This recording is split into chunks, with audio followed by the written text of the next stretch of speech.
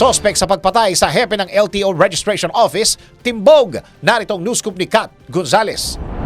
Natimbog na ng Quezon City Police ang suspect sa pamamaril at pagpatay sa hepe ng Land Transportation Office Registration Section. Ayon kay Philippine National Police spokesperson Colonel Jean Fajardo, naaresto ang suspect na alias Danny sa pagpatay kay Registration Section Chief Mercedita Gutierrez ng LTO Central Office Quezon City noong Sabado sa Barangay Batasan. Kabilang sa iniimbestigahan ng mga otoridad kung may kinalaman sa trabaho ni Registration Section Chief Gutierrez ang nangyaring krimen at kung may natanggap ang biktima na banta sa kanyang buhay. Kaugnay nito, inaalam din ng mga pulis kung may kasabwat ang suspect sa pagpatay sa hepe ng LTO Registration Office. Samantala, itinanggi ng suspect ang mga paratang laban sa kanya habang inihahanda ng Quezon City Police District ang reklamong murder sa salarin. At iyan ang aking news scoop. Ako si Kat Gonzales, nagbabalita ng tama, naglilingkod ng tama.